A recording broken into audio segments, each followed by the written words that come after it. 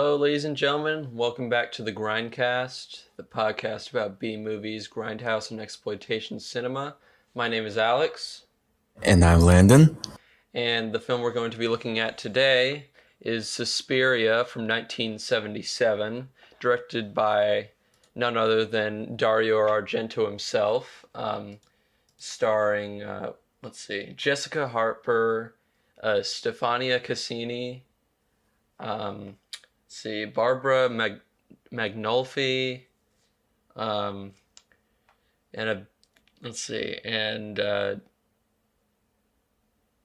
Alida Valli, a bunch of other Italians. So Ooh, names. Yeah, gotta love it. I fucking love this movie like so much. like what did you think, dude? It was pretty nice. Like, the movie focuses a lot more on suspenseful horror than like jump scares, which I actually admire a lot more. Yeah. Honestly, this movie to me is just like sheer Italian artistry. Like it is like abstract horror in its like purest form. And honestly, any sort of description of it will never do it justice. But you know what? I'm going to read the short synopsis anyway. So it's like an American newcomer to a prestigious German ballet academy comes to realize that the school is a front for something sinister amid a series of grisly murders. Still sells it short. You know what? Here, I'm going to pull up the trailer right now, and we're going to take a look at that. Because, I mean, this sells it a little better than this IMDb description, but still. I mean, the music is fucking awesome. So let's just have a listen to that. Roses are red, violets are blue, but the iris is the flower that will mean the end of it.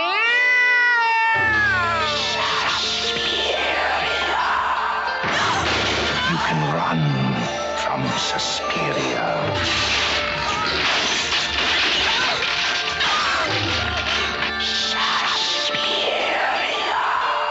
You can hide from Suspiria.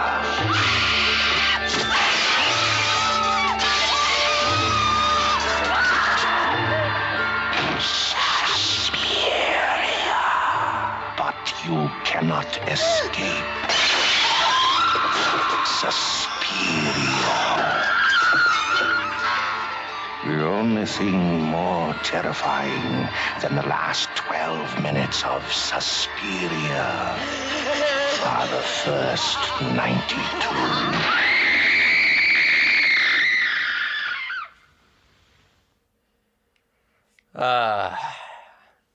That is a great trailer. And for the listeners of this, I hope you enjoyed all that screaming and other things.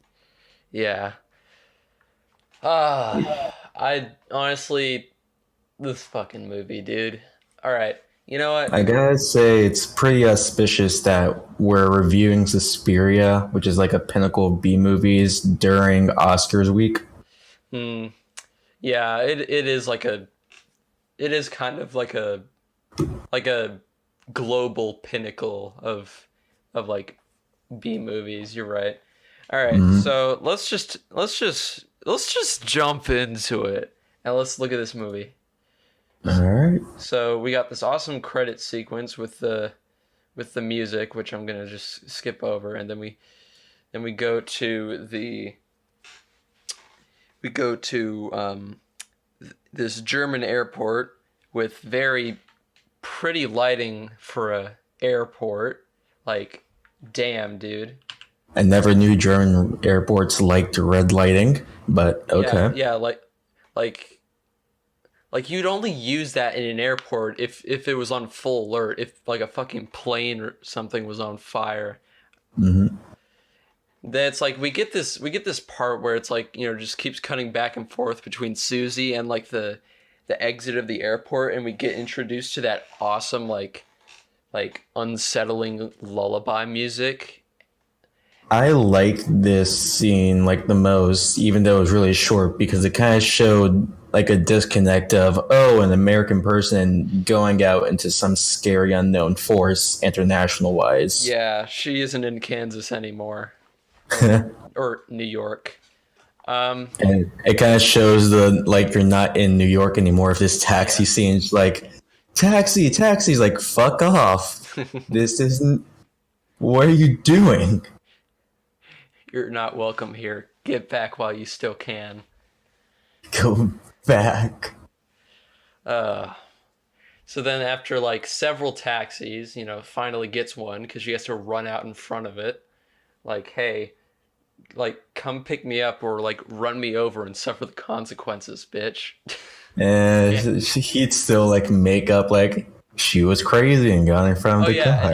And she's like, can you give me a hand? And he's just like keeps gesturing to her and just does absolutely nothing. Welcome to the real world. Welcome to... Oh, this ain't the real world anymore. This is something. And so, like, the street that this dance academy is on is, like, the most German-sounding name I've ever heard. Escherstrasse. Like, that is the most... Like, as someone who took, like, 3 years of German, that is the most German-sounding, like, word I've heard in a while. Yeah, like... As someone who takes a language, when it's something extremely language-wise, it's super far into the country. Oh, yeah. And then we have this random, like, zoom in on this little thing of water. Then back to these pretty lights in the taxi. God, I wish I could get in a taxi and, like, have a light show like this. That'd be fucking cool. Go to Japan. They probably have those. Oh, yeah. Yeah. You're right. They have a robot cafe now. It's like super cool. Oh, that's cool. That's actually really cool. Yeah. So is this movie, lol. So yeah, Susie tries to make conversation with this taxi driver he is having none of it. Yeah, he's having none of it. He knows she's fucked, so he doesn't want to get socially attached or something. Not like that happened anyway, but... And then we have this strange-looking forest, which, I mean, I don't know. Those trees kind of look a little off to me, but I don't know. But I guess that helps, because it's just like, this is not a normal fucking movie, dude. So then we get up to, like, this almost like candy apple red looking academy, and it's just wow. It's like you're stepping into like this I don't even fucking know, man. It is a really good shot. Yeah, it's just it's so different. It's like Italian surrealism, if that's a thing. Italian surrealism in a German country. Yeah. Well, I mean, this is an Italian movie, but let's see. And so then we get like this random girl that leaves, like, yeah, and then it's like she goes up to the door, she turns on the intercom, and it's like the other person on the other side is like, fuck off, go away, lol. I don't care if it's raining, go away. No, let the taxi leave you, just stranded here, lol. Anyway, so yeah, then she goes back to the taxi. Then we have this girl who that ran out of the academy, and she's running through the forest all the way to like this very similar looking hotel that her friend is staying at. Mm-hmm. And it's like, then they have this conversation is like, oh, you got thrown out of school. And it's like, here. Then we have this exchange of dialogue right here that honestly embodies like just embodies like describing this movie, to be honest. Here. Kindergarten. No, that's not it. I don't give a damn about being kicked out. Well then? It's useless to try and explain it to you. You wouldn't understand. It all seems so absurd. So fantastic. All I can do is get away from here as soon as possible. Honestly, that's the best way this movie can be described. Just, oh, wow. Yeah, that is a pretty. Would you mind if I way. use the bathroom? Oh, whoops. I'd like to try off. There we go. Okay, anyway. So then she's in this bathroom. Like, I will say, this sequence is actually kind of the weirdest sequence in this movie because the shots don't really flow into each other very well. The sequence of events in this, like, part is so jarring for the entire rest of everything that happens. Yeah, because, like, you know, the windows burst open and then immediately her friend comes into the bathroom. It's like she was waiting, but that's just weird timing. Like, oh, my friend has suddenly done something. Time to go enter. Time to go enter. Stage left. That's another thing about this movie. That it kind of plays out like a play, you know, less like a. Like, the acting is less like a motion picture and more like a play. And, like, so is, like, the spatial awareness as well, which I guess we'll get to later. So then, like, you know, she looks out this gorgeously lit window. Then, you know, wind starts blowing again. She goes up to the window. And then she sees, like, this fucking... Where is it? Oh yeah, his fucking hand pops through after she sees like a pair of eyes or something.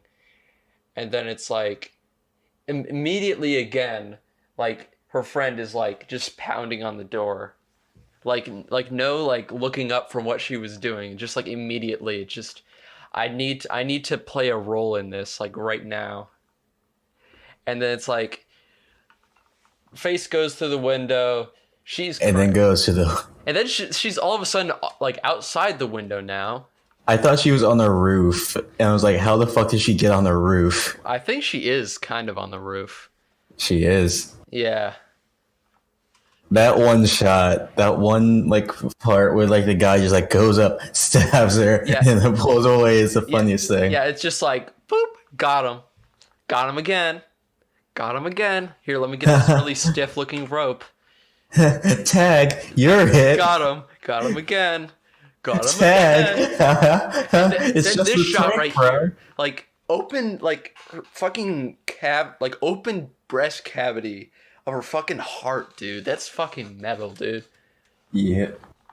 Also, you know what? At this point, any of you listeners that haven't seen this movie, like, dude. What are you doing? Why are you listening to this if you haven't seen this movie? Go watch it, like, right now. Like, go watch it, please. Do yourself a favor and watch it. And please remember to come back. I want attention and I want downloads. Anyway, so, yeah, stabbing the heart. Then it's like, her head just busts through the skylight. And then we have, like, one of the most gorgeous scenes in this movie. Where it's like the skylight caves in, she's hooked to like this rope, she's falling down, and then she hangs. Yeah, that is it's a like, good thing. And it's like, hold on. Where is it?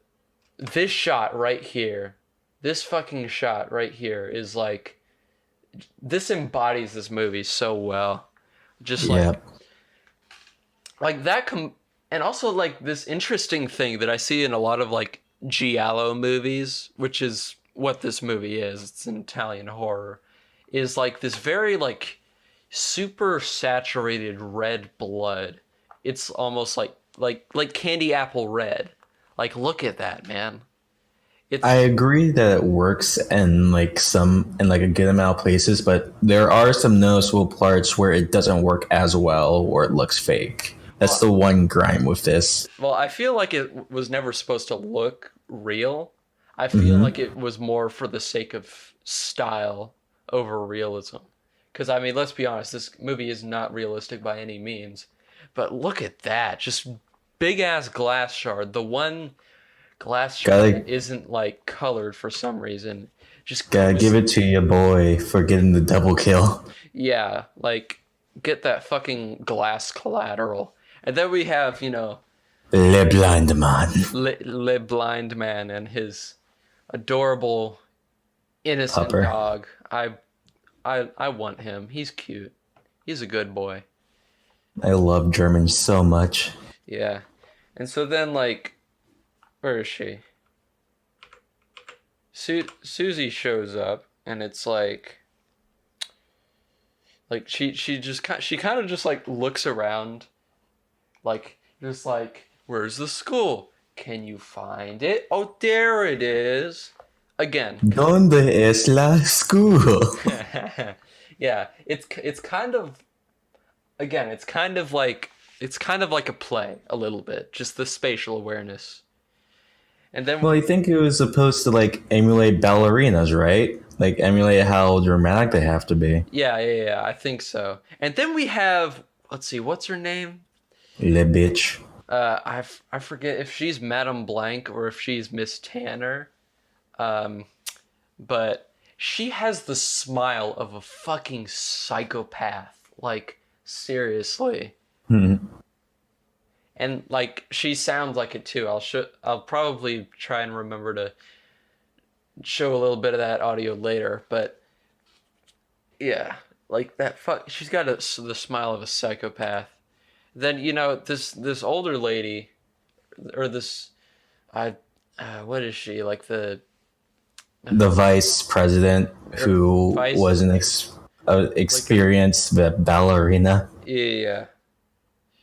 And it's like, honestly, she kind of just vaguely looks like my grandma. Ever so vaguely. But I don't know. And so then it's like,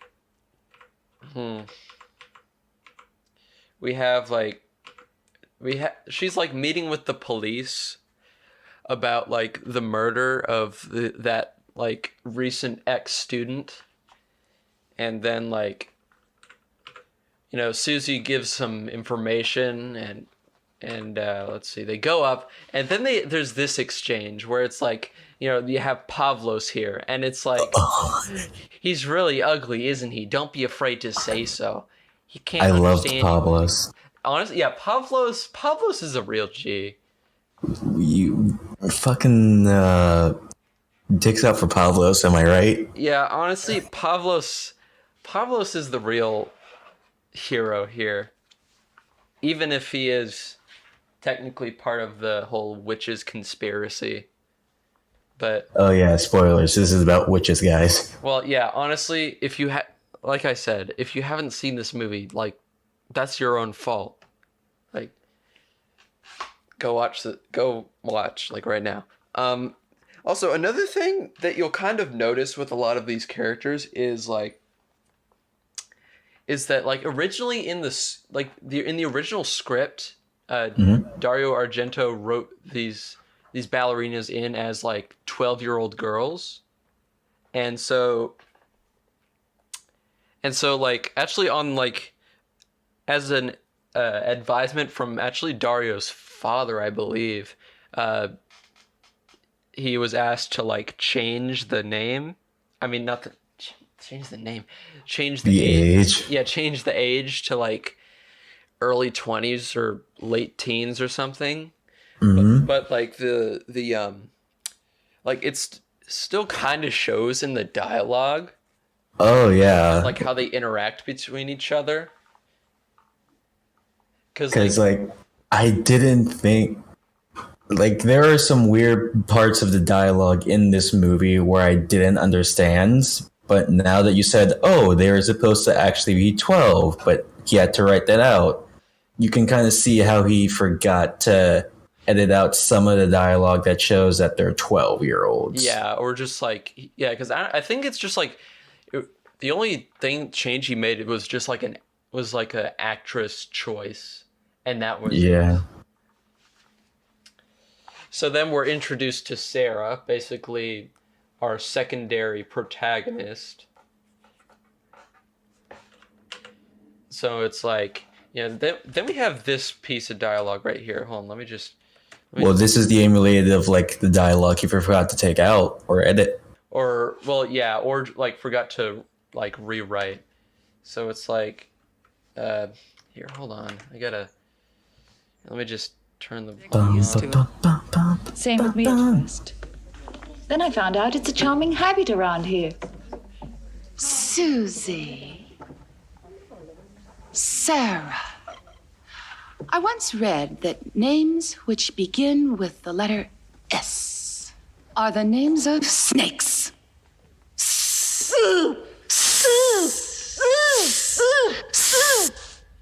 Just That's pretty. just love that. Just love that scene so much. Yep. Oh my god, it's something, I'll tell you that. I mean, And then we got our main bitch over here. yeah, and she's just like, oh, what is all this? I mean, I will say something a bit strange is, that one of these characters was like actually has their own like apartment like in town. So I mean there's that, I guess, in terms of changes, but I guess I don't know, I guess the changes in regards to age didn't go very far then. And Yeah, true. And so then we're introduced to this guy. What I forgot what his name is. He's supposed to be like a minor love interest, which, I mean, rewatching this movie, I guess sort of is a bit more prevalent than I remember, but still, I feel like it just didn't go far enough for it to really work. But I mean, then again, I guess that just really wasn't the point.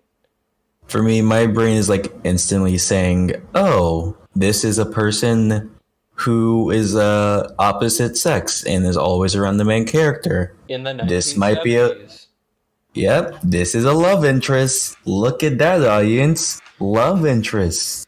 There we go, guys. We did it. We made a movie. So we got boy, we got girl. They talk to each other. Love interests. Let's make this fucking movie. Market that shit. Yeah. Then blah blah, talking about all these other things, and then actual ballet lessons. Yeah, and then we have the ballet lessons. Oh yeah, another thing I noticed is that, like, you'll see here, it's like there's this incredibly subtle like fisheye effect on the camera lens. Because if you look at Holy shit! You just pointed out. Yeah, because it's holy shit. Yeah, because like you'll see on the sides of like the frame, because it's like it's more like squished. Mm-hmm. It's a very strange thing. Like I've noticed this ever since my first viewing of this movie, and I thought they were doing a mirroring effect, but I mean, no, the only mirror they have is in the back. But yeah, I don't know. So yeah, we have this scene, and they're all doing their ballet antics. Yeah, I was kind of distracted because of the overabundance of chest hair on the male dancers. Oh yeah, the most Italian fucking thing about this movie is like the male ballerinas have so much fucking chest and armpit hair. It's fucking amazing. It's like that one character from GTA 4, except I don't know if he was Italian. I never played GTA 4. I only played... They were Russian. Well, I mean, I know Nico from GTA 4 was like Eastern European, but yeah. Anyway, so then we have, what's her name? Le bitch. Oh yeah, so the psychopath smile bitch is named Madame Blanc. Miss Tanner is the other lady that kind of looks like my grandma. So yeah, they have this weird exchange about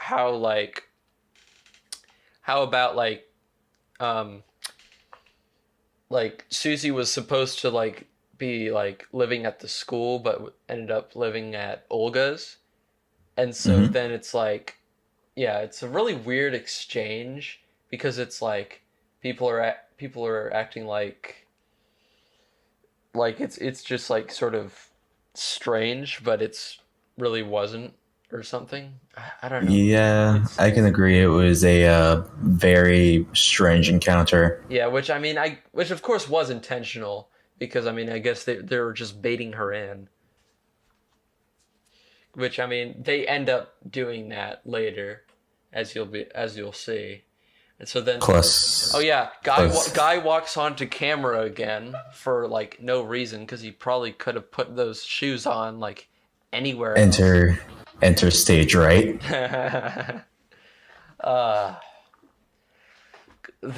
I appreciate that they tried. It is kind of cute, but it goes nowhere. It goes absolutely nowhere.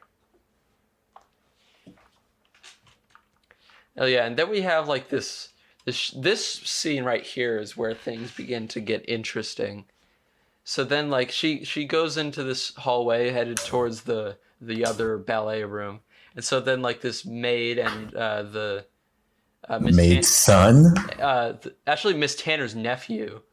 And then yeah, and so she's like like polishing this knife. Then she shines the knife in at Susie. And then like Susie gets all like nauseated or something. And then she's just like she ain't feeling right. And I'm actually really impressed at what's her name?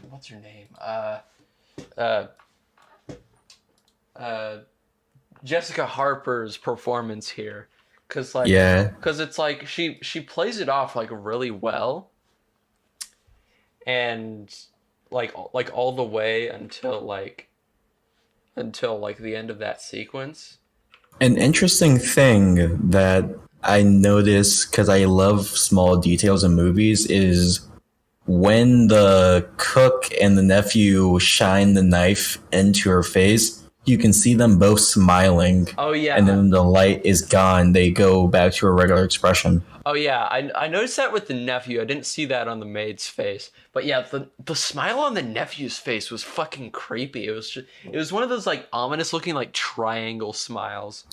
Oh yeah. And it was supposed, I believe it was designed to be creepy because it was supposed to give this ominous feel of there isn't something right going on right now. Yeah.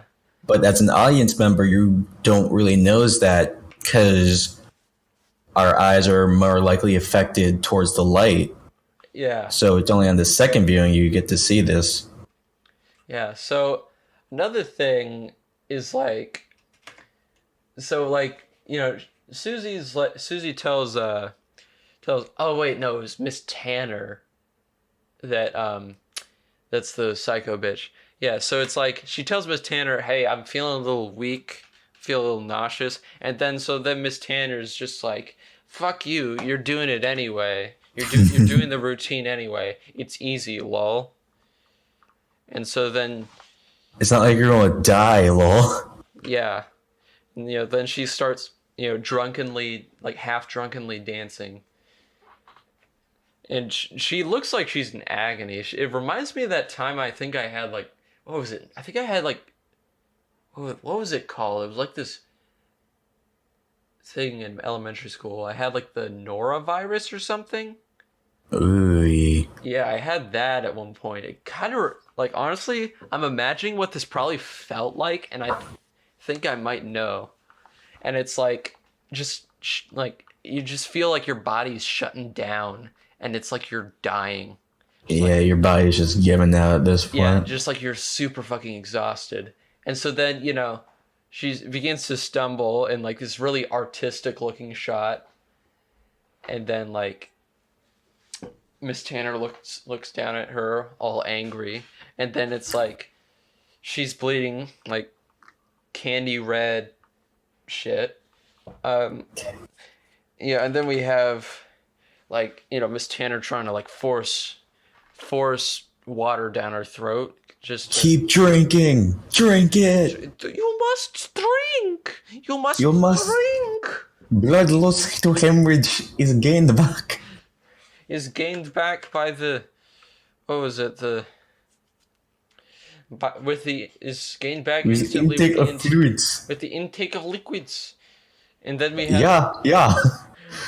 this is the most, this guy right here is the most German looking doctor I've ever seen. The guy that's like giving all these like diets and like treatment routines and shit for Susie. I love it. Yeah, it is amazing. He's so German looking.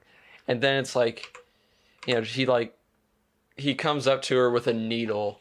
Like, what kind of German doctor would... He's not a German doctor if he doesn't have a fucking needle. He's not a German. If he doesn't inject you with a needle.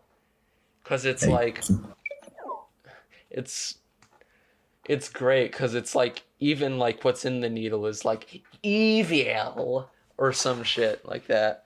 And so it's like, yeah, Olga for some reason decided to drop off Susie's bags at the academy. It's like, lol, I don't like you anymore. You can stay there. I don't want you living here, lol. For like no reason. And that's not really, I feel like that's not really explored very much later. I'm assuming it's inferred that Olga is working together with these people.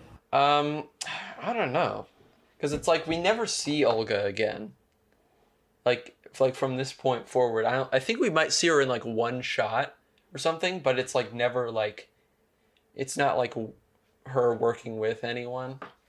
Mm-hmm. And so then this is when we realize that Susie is actually bunked next to Sarah, and you know, then we have this fisheye look again, kind of. And then let's see. So Pavlos comes in, the real G, kind of wants to steal Sarah's lighter. Then it's like, then we have like this one sequence. So she's like combing her hair, and then it's like, oh yeah, the maggots. Yeah, she finds a maggot in her hair. She's like, ew. And she finds some of her cum. It's like, oh shit. And then it's like, who put maggots in a woman's hair? Yeah. And then it's like she starts to see some falling down. Looks up, boom, maggots coming out of the ceiling. And it's like, then we get like this jarring, like, hold on. We get like this jarring, like, music with it too. You're like, fucking... I fucking love this music, dude. Just, fuck yes. And you know, interesting story. When I was in band, my teacher told us how...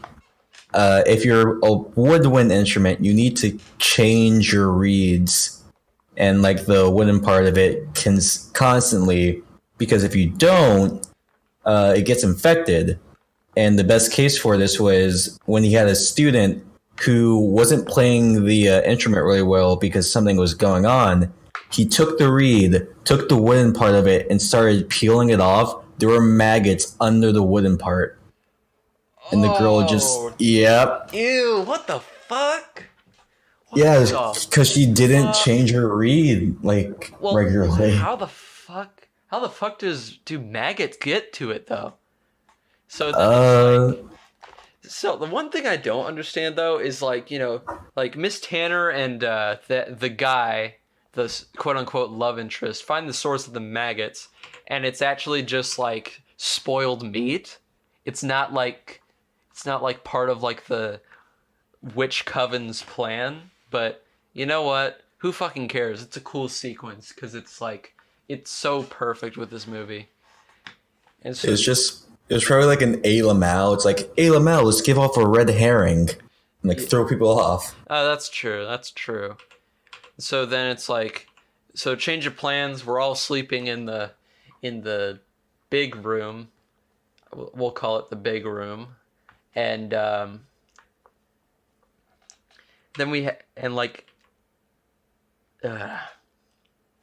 And like the I don't know. It's like, then we have like this red light, I guess, I guess that's good for sleeping. But you know what? No, because it's like... They just love red lighting. You know what? Yeah, because this movie's pretty, and I fucking love it. So you know what? Forget I said anything. Then the guy just being all flirty at both Susie and, this other girl starts talking to her. And it's like... And like some other girl calls her out, and it's like, you're only saying that because he used to hit on him, lol. And you have that conversation, which kind of fits with like the 12-year-old girl kind of thing. That's sort of style gossip. Yeah, the dialogue is not really written out. Yeah. So then we got some good old sleeping in a red lighting situation. I'd want that in my room to be. Actually, I could do that in my room because I have LED light strips coming from my PC and behind. I mean, I did that in my room. I just pieced together Christmas lights in my room. Oh my god. Oh, what does that remind me of? Oh, that reminds Stranger Things. No, not Stranger Things. I'm not thinking of Stranger Things. I'm thinking of like types of people. It's like, I don't know. Oh, you know what? It's kind of like the subject matter of the I'm not like other girls joke. It kind of fits into that because you'll find like I always find that it's always like LED like white blue kind of like Christmas lights. It's always that. That's what I've seen anyway. But yeah. For me, I just automatically decided I don't want to turn on these lights because they're too bright and I hate studying with these lights. So I just bought Christmas lights and string them together in my room so that I can study in peace. Huh. And I also have a good place to listen to music. Yeah. And so there's this Susie and Sarah keep hearing like this weird like snoring, and then it's like they realize it's coming from behind them, and it's and it's like, oh shit, that's the directress. And it's like, why is the directress behind us? Yeah, I thought they all go home or something, or like she was on vacation, as like Miss Tanner says in a minute. And so yeah, then we have this part where where Mr. Blind Man goes inside and leaves his dog out, and then it's like he's making his way upstairs, and then like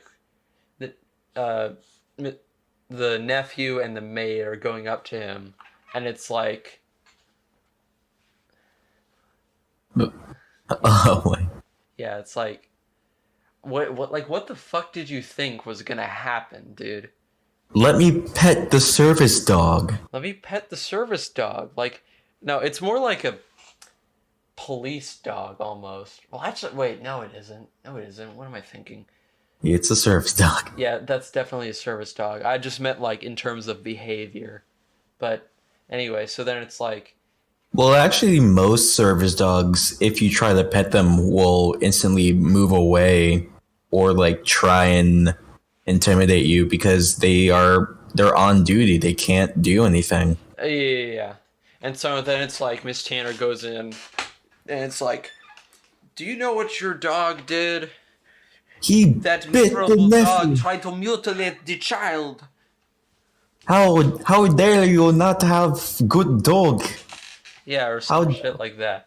And how dare you as a blind person not raise dog well? I love how you're trying to do like a weird like Russian accent for some like psychopathic German lady. Hey, I don't know though. It sounded Russian to me when the movie like started.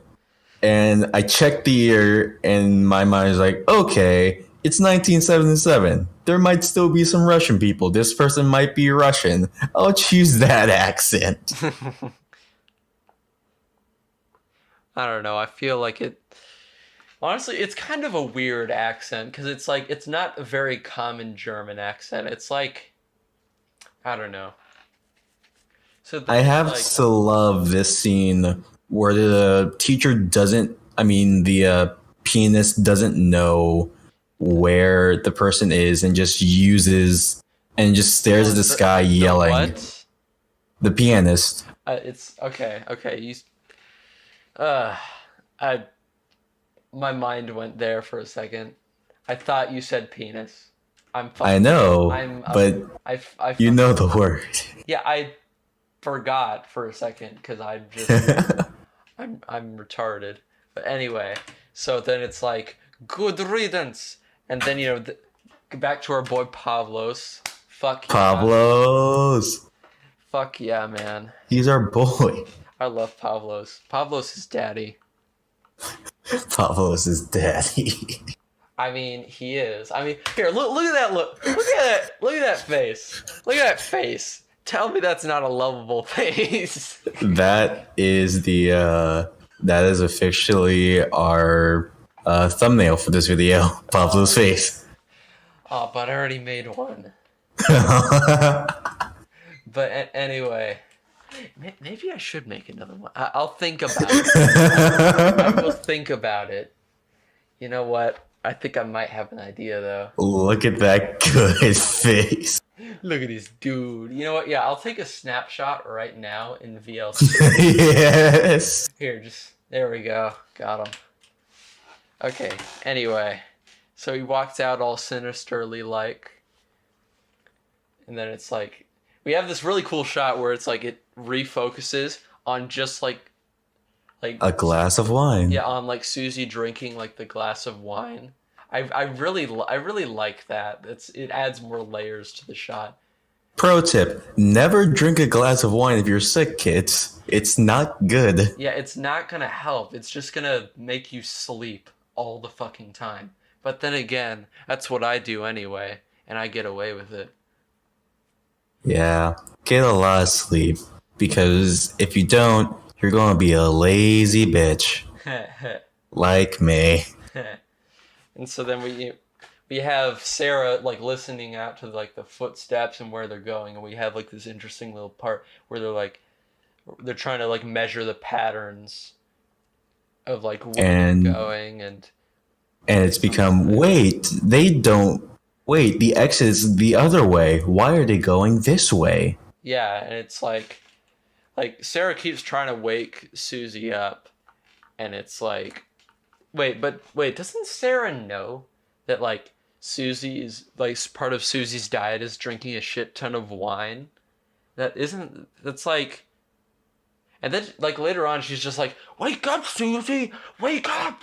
What are you doing? I'm surprised that Sarah did not try and steal any of that wine. Maybe. Actually, you know what? Now that I think about it, I think it would be kind of weird if like Dario Argento had kept the idea of like these characters being like 12-year-old girls. Oh my god, I'm just now imagining it. Oh yeah, exactly. You're just imagining a 12-year-old drinking wine. Yeah, but then again, I don't think I know what the minimum age for alcohol in like I assume West Germany is. It still should be 16, right? Because that's the age in all of Germany. Well, most of it anyways. Let's see. Yeah, that would make sense.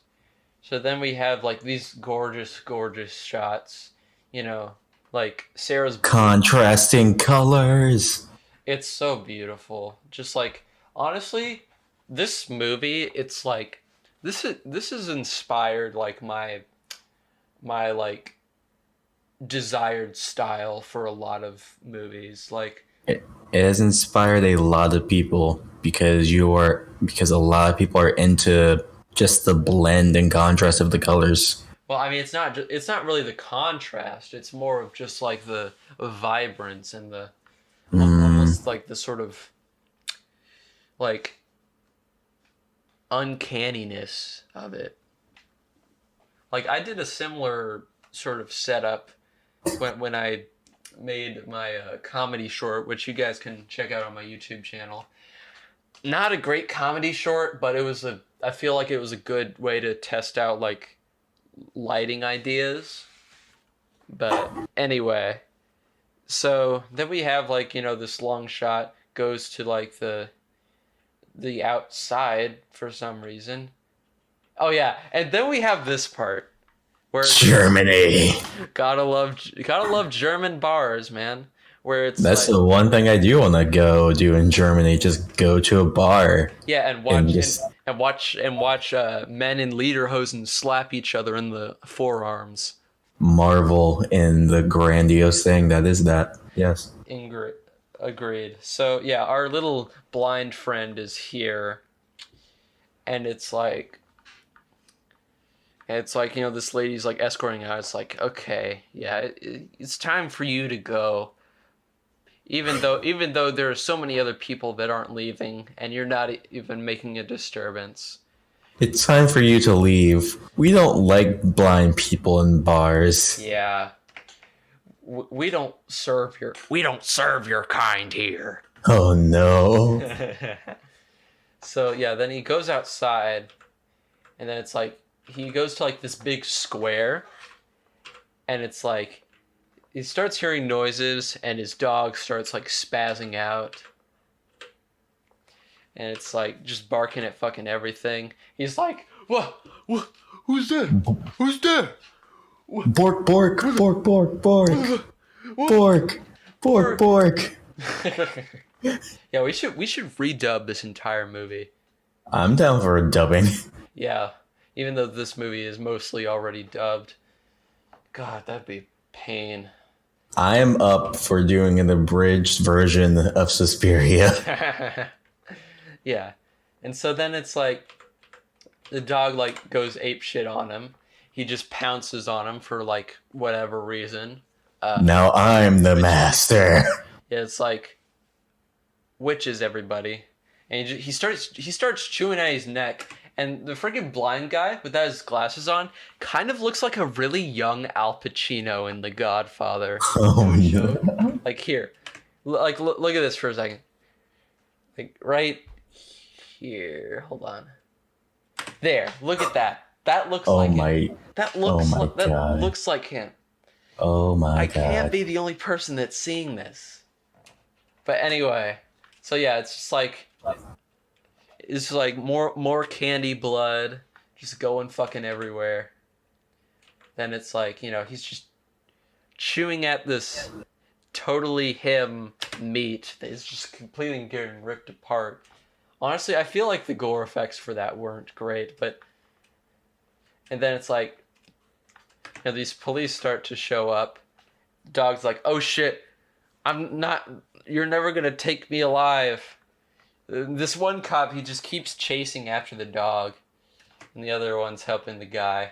It's like, why the fuck would you chase after the dog? What are you gonna do, arrest him? Like, at that point, it's like, are you gonna kill him or something? If so, you don't know. Maybe they have extreme arrest laws for dogs. Doggy jail. Yeah, maybe they put him in bad boy jail. Oh, put him in a crate. Just put him in a fucking crate, dude. Put him in the crate, put the cone on them. Exactly. So then it's like, news spread pretty fast about, apparently the blind guy was named Daniel. So, yeah, news spread fast. Then we have this super 70s zooming shot on Susie in the mirror, and then we have like this conversation more about like what Susie saw and heard about saw and heard the night that she tried to get into the academy. Something about a secret, something about an iris.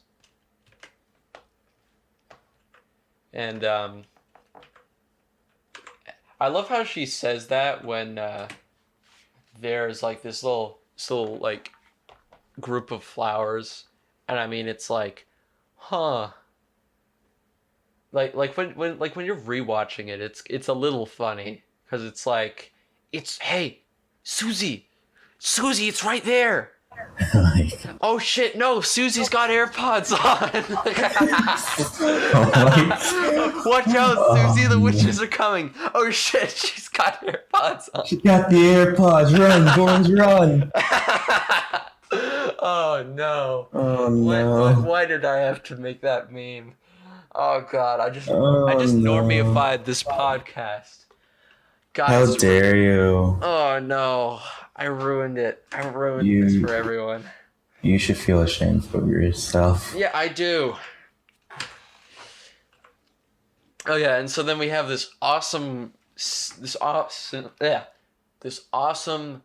underused set piece of them in like this pool area, which they use for one scene.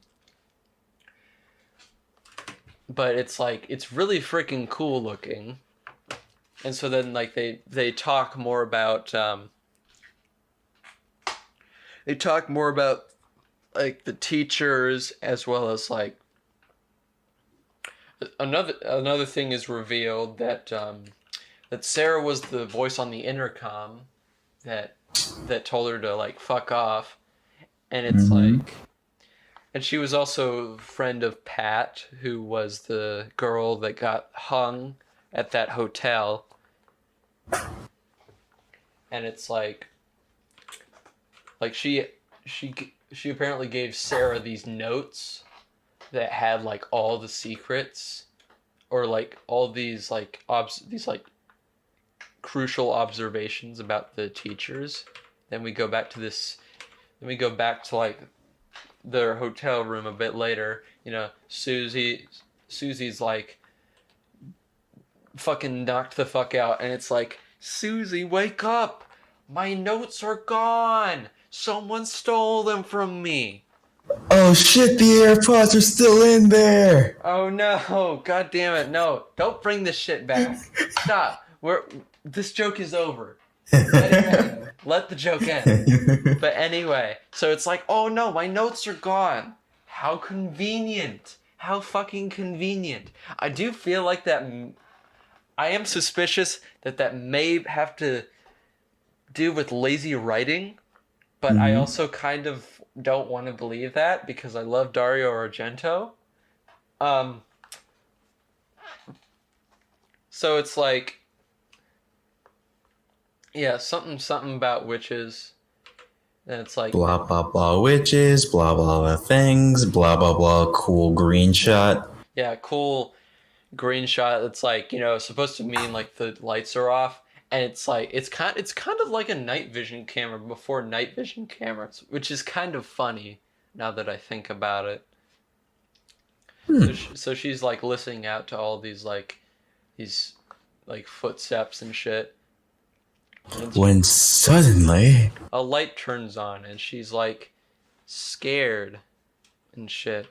So then she like leaves the room to go into the red ass fucking hallway. And so then the door opens and we get like this POV shot going towards Susie. Nothing happens though. We don't know what the fuck happens. So, I have to. What? It's like, oh no, I gotta go. I can't stand these Christmas lights. Yeah, no, fuck these Christmas lights. Let me out of here. So then it's like, she's just like running through the hallways, or like semi-running through the hallways, like fucking spooked. Out here in the streets, and I know it's my time to go. Oh my god. So yeah, then she goes up these stairs into the attic. It's like, oh, much better. No more Christmas colors. Now thank you. Now it's just blue and fucking yellow. And a fucking comb-looking thing. And that is a razor. And a blue room. Oh no. Oh no. So yeah, she goes up, looks in this room. She sees nothing. She keeps walking. And then it's like she sees. Oh, hello, eyes. Why did I never notice that before? Why the fuck did I never see that before? Like I said, subtle things that you never notice until you rewatch it. I mean, this is my fourth time rewatching this movie. I never noticed. And then it's like peekaboo crashes through these things. Oh shit, Christmas lights! Oh shit. No, not the Christmas lights. Locks the door. Fucking file or razor pops through. It's like, spooky razor gonna unlock the door. That's a little scary. It's too scary for Sarah, and it's like, as he takes his sweet fucking time. I really don't think opening that thing with a file or a razor would take that long. So then she like, all this time, all this sweet time he's taken, just like, let me stack these boxes on each other. yeah, let me stack these boxes on each other, on this really weak box on the bottom, like it's fucking Half-Life 2. And then he gets more confident. Yeah, he starts remembering what he's doing. It's like, what was I doing again? Oh yeah, murdering. Oh yeah, I was killing this girl for some reason. Yeah, for like being nosy and shit, because that's what we do here. And so then she stacks up these boxes. And this scene is just a bit too funny. So she gets through this window.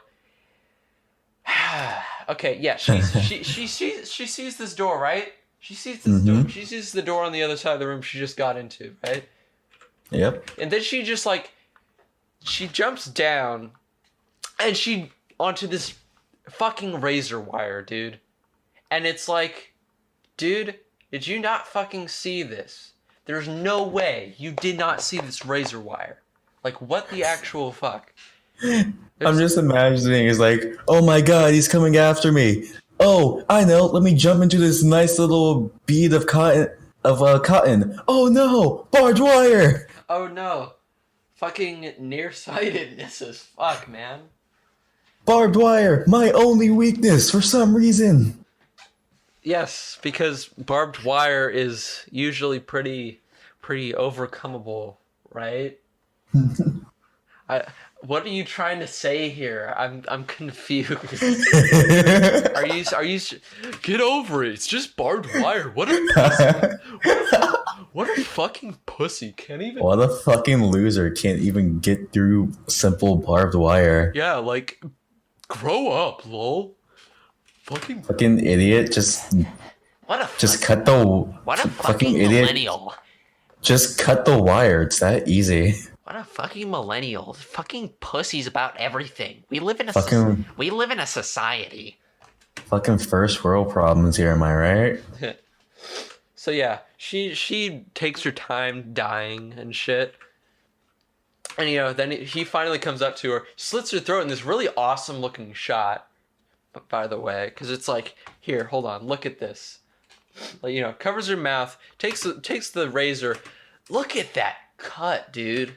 Like, damn. I gotta love the subtitles because like I just saw loud blood curdling scream and I'm just like, what type of screams should she be giving other than this? Fake unenthusiastic screams, obviously. I wish. My arms hurt. That's going in the dub. That's going into our abridged version of this. Yeah, let's do that. And so it's like Susie walks in, fucking Sarah's room looks ransacked as fuck. And then it's like, Miss Tanner's like, she left, lol. Right, semi-loved interest? And he's like, yes, I saw her leave. And it's like, oh shit, he's in on it too. Oh, yeah, she did leave, yeah. Yeah. And it's like, okay. Then we have like this power outage or something. Or, oh no, that's not this scene. Never mind. Forget I said anything. So yeah, then we go up. We have these ladies talking. Then more talking. And then we have like this we're meeting with Sarah's friend, who is like a psychiatrist, and he's like talking to Susie about the idea of witches.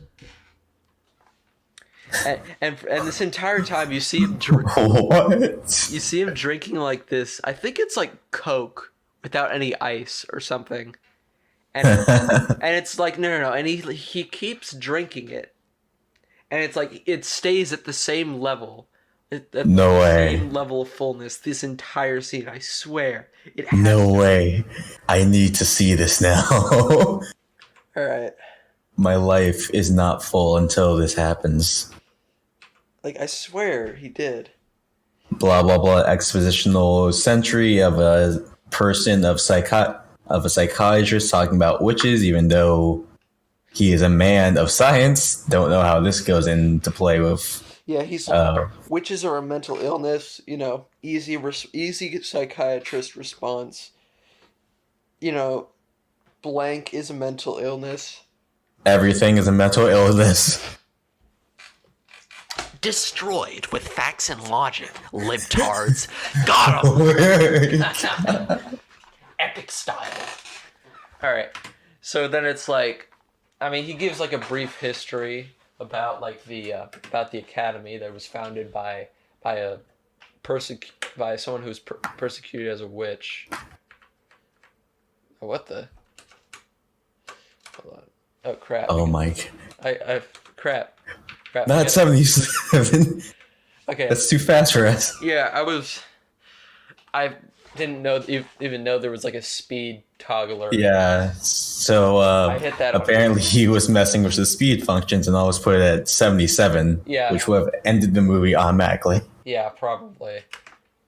So then it's like this founder went by the name of Black Queen. Black Queen. And she became the subject of a lot of gossip.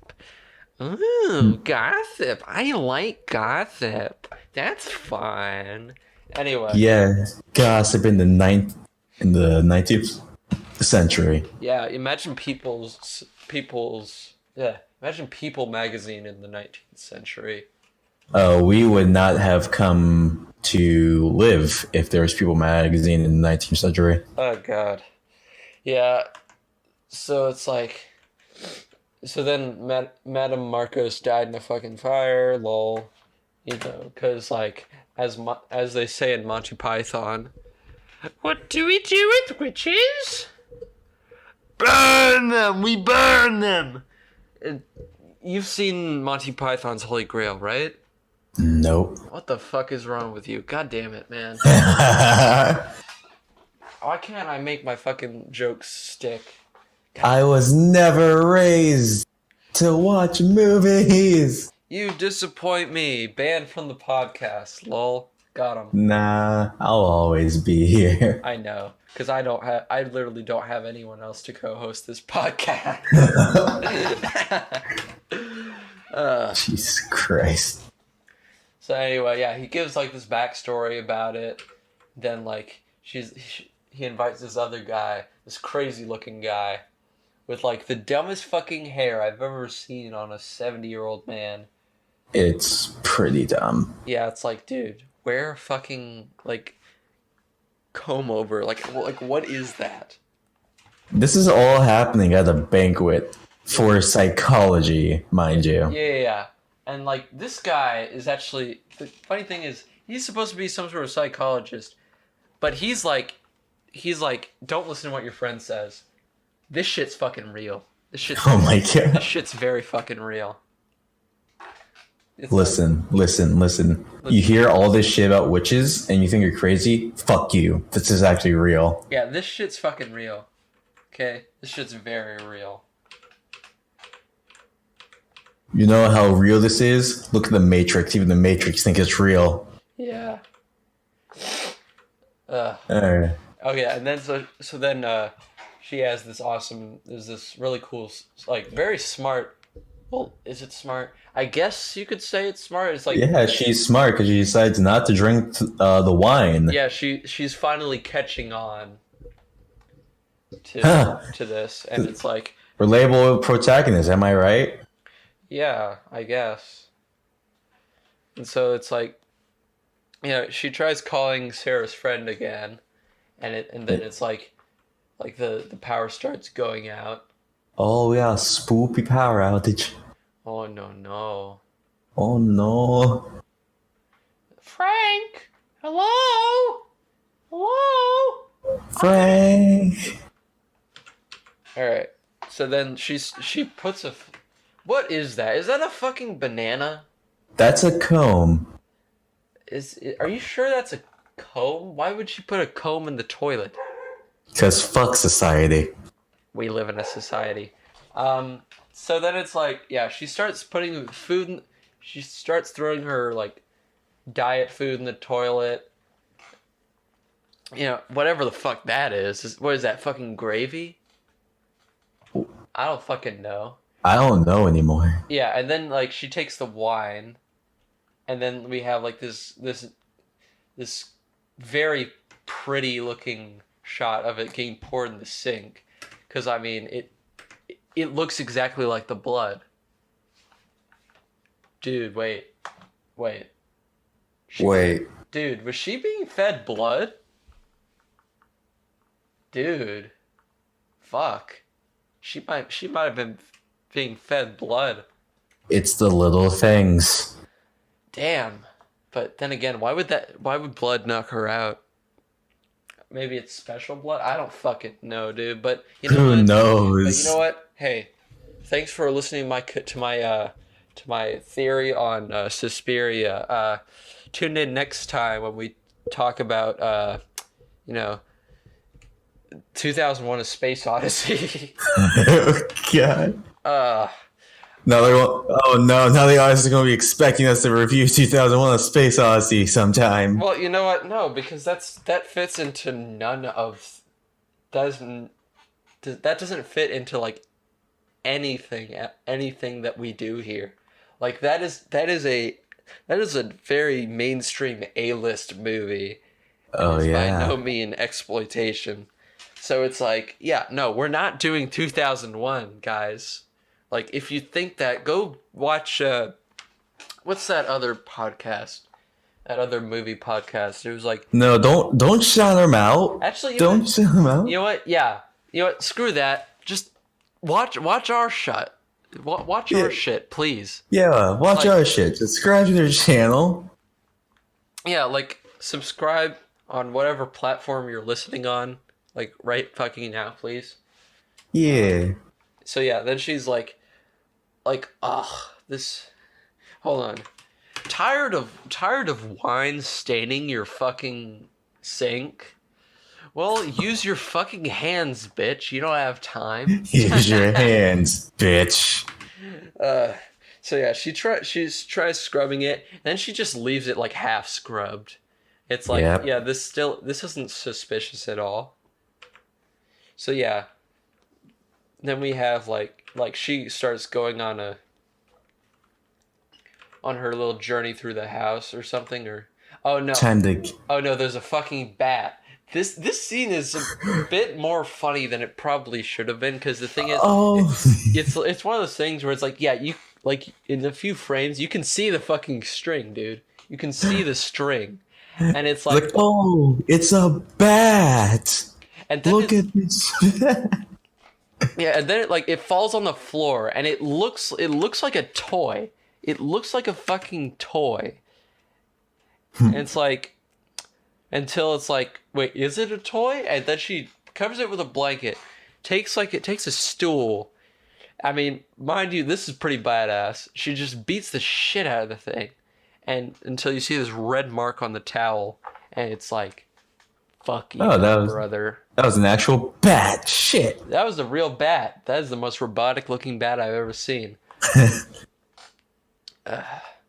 So yeah, have the shot of depressed Susie with the subtitles saying "rain falling." Hey, this is some like lo-fi hip hop beats to study and relax to kind of shit right here.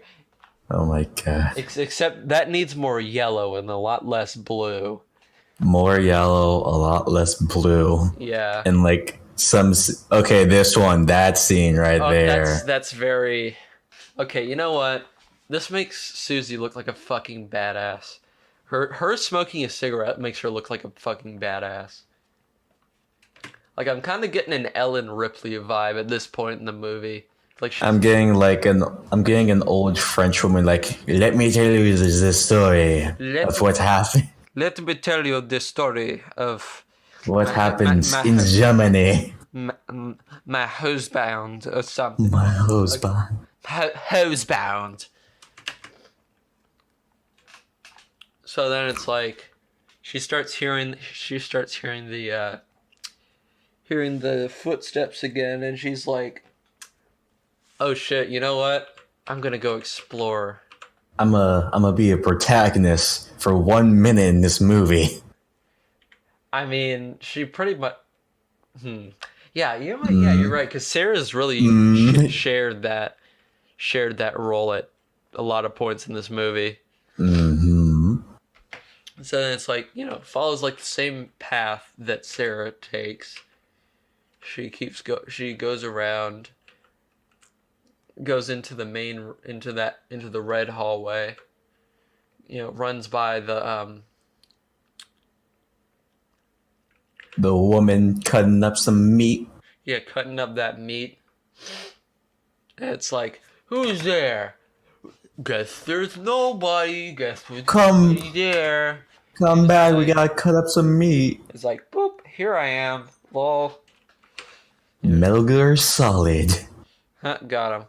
And she goes into the big girl's room. And it's like, she looks around. Pretty room. Fish islands again. And then we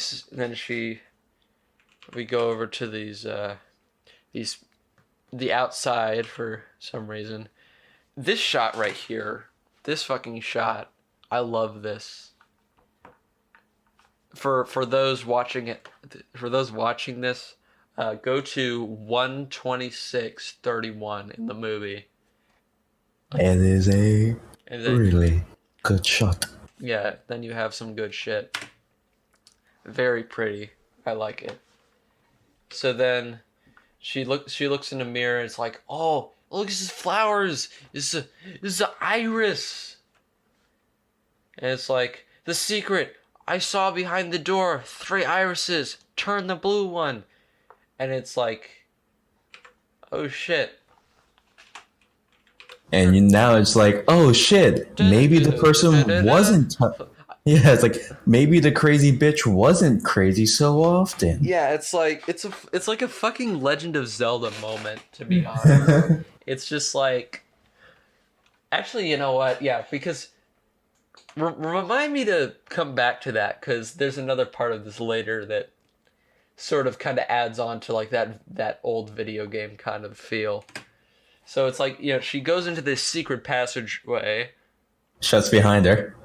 Yeah, shuts it behind her for some reason. Pure blue. Yeah, pure blue. Why does that sound like a fucking... Why does that sound like some sort of like woman's product or something? Pure blue from L'Oreal.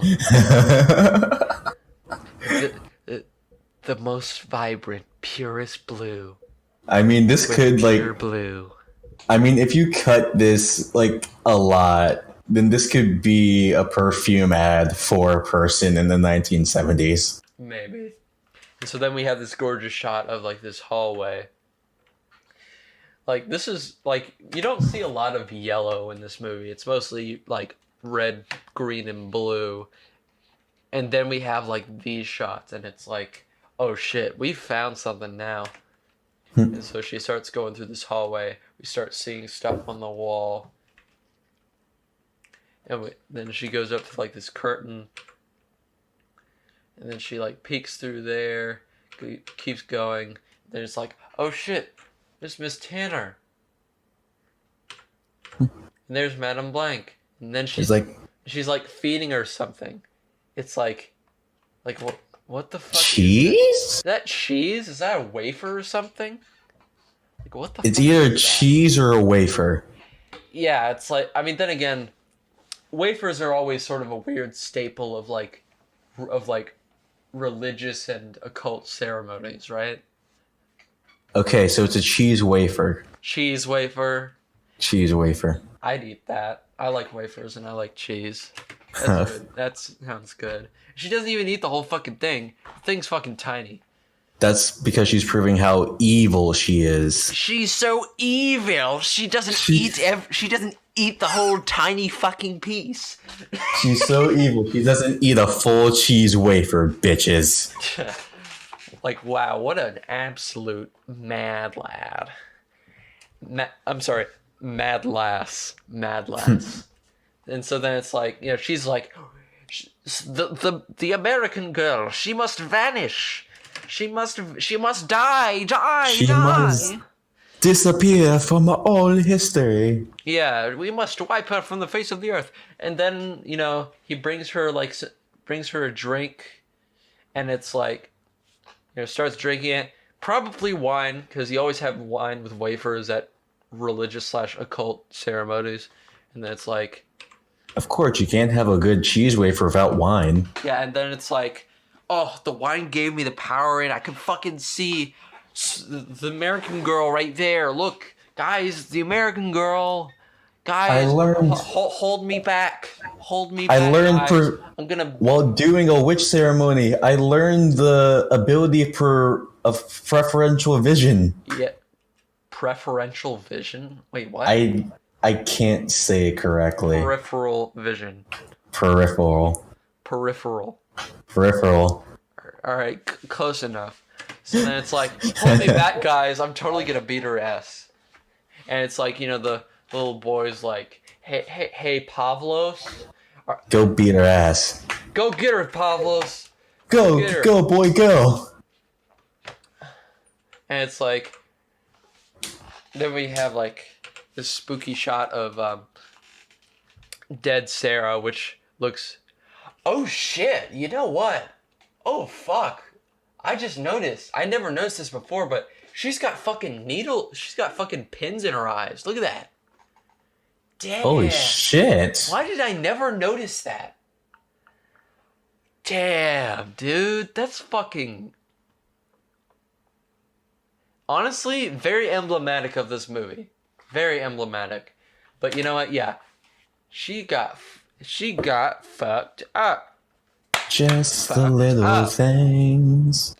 Just the little things. And it's like, hey, I got Sarah's lighter. I love how Pavlov is so powerful that his lighter changes the color gradient. Yeah, it's just like he turns the entire room's color red, and it's great. Like, you thought this was blue and gold, bitches? Guess what? It's red. Yeah, and then it's like she goes into this room, and it's like, oh, that's the directress again. Oh no! And it's like, she gets a thought. Yeah, she gets a little. It's like balls, and suddenly balls start rolling towards her. Balls to the wall. Like she knocks over this, like a table. Because, you know, that's what you do in horror movies. You just accidentally knock over shit and make noise. Because you're too incompetent to fucking stay still for 1 minute. But you know what? I guess it sort of goes back to that play acting kind of thing. Spatial awareness is not a factor. Pretty much. Yeah, so then, you know, balls hit the base of her bed. And it's like, she wakes up. And it's like, I knew you'd come. Come face me, bitch. Face me. And then it's like we see like this long shot of the door. The door starts. Wait. And we got Yeah, we got little witch. The witch? No, it's undead Sarah with the fucking pin still in her eyes, mind you. Yep. Like, I also never noticed this the first time, but you know what? That's fucking insane. And it's like, and then we see like the directress is basically fucking invisible, and so like we see her Silhouette. her silhouette like blinking. That is like a fucking boss fight, dude. It's like hit the glowing weak point. And Yeah, that is like some Bloodborne bullshit right there. no, that's like literally every video game ever, and it's like fucking got him. Ah, you got me in my one weakness, my neck. Ah, my neck, my one weakness, I guess. And then it's like Sarah just disappears out of existence. It's like, bye, Sarah. And then the directress, the zombie ass looking directress, starts drooling mud or some shit, and it's like, damn, she ugly. She ugly as fuck. Look at those. Let me. Did she hold up a second? I don't know if you just saw that, but here, hold on. I think did she like breathe on the camera lens or something, and it like fogged up the camera lens? Oh my. That would be fucking hilarious. But you know what? Oh yeah, so she like fucking stabs her straight fucking through. She dead. She dead as fuck. She dead AF, yes. She falls over. And then everything lights on fire somehow. Also like a video game, like like Star Fox, like that one episode, that one mode from Kirby Superstar, literally fucking every video game, like every post video game boss fight. Oh yeah, Ocarina of Time. Yep. Yeah, the list goes on. Oh yeah, so then we have like this, like everything starts exploding, and it's because this sort of goes back to that thing that the old pseudo psychiatrist man was saying. It was like if you kill the leader of the witches, it's like a headless human or something like that. It can't function without the head, so Listen, it falls apart. Listen, Susie, that school, it's like the Death Star. You just need to kill the fucking weak spot. Yeah. And so it's like everything starts falling apart, and she's moving surprisingly slow through all this. And it's like, hold on. This shot is a bit funnier than it probably should be. Just like everyone's just like standing in place, and it's like they're trying to look like they're struggling or something. Like, oh shit, we just all got stabbed through the neck at the exact same time. The humanity. Oh no, Pavlos, no! Pavlos! No! Pavlos, he's bleeding everywhere. It's my boy! Our boy, no. Daddy, no. Rest in peace, Pavlos. Yeah. 2019. 1977. Yeah. Then I love those crumbling effects on the wall. I mean, I can imagine how they did it, but it's like it looks cool. And so yeah, then she starts moving. Get the fuck out of Dodge. Yeah, and she's moving still surprisingly slow. The fucking door handle explodes surprisingly close to her. I'm actually I'm just wondering how that effect was done, with how it was done safely, or maybe it wasn't at all and it was just poor ethics. But who knows? Who knows? Hey, door opened anyway. Mind you, there's still children in this school. Well, actually, no, they left because that one maid said that they went to like a theater or some shit like that. Oh, okay. So yeah, she starts running through the halls.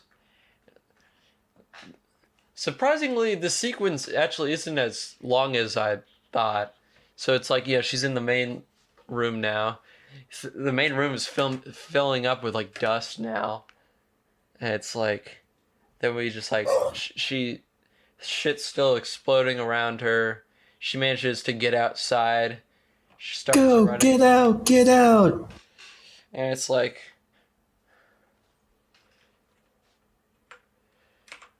and then it's like, she does that thing where it's like in Texas Chainsaw Massacre, just sort of like, as soon as she escapes, she starts like laughing and smiling.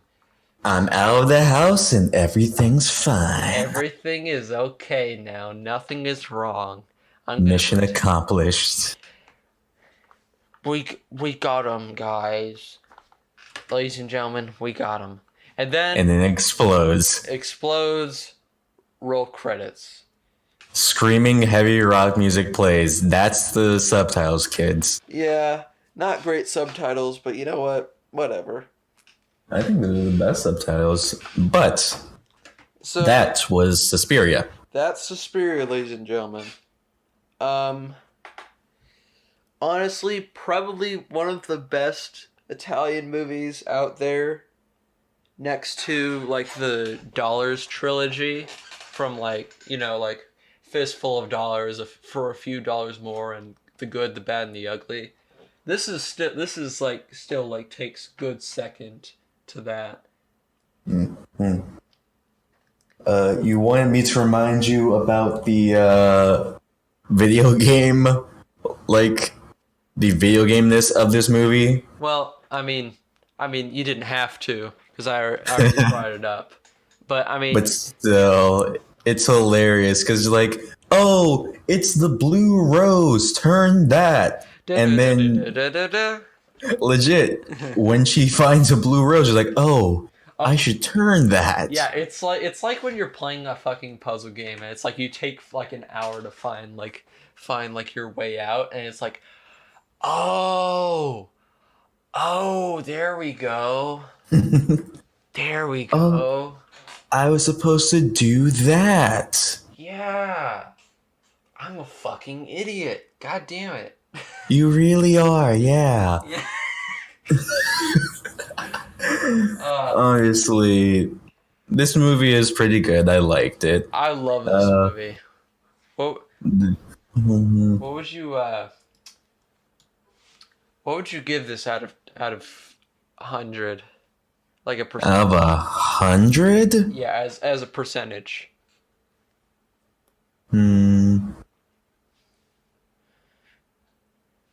86 witches being stabbed with a little pea can pick out of 100.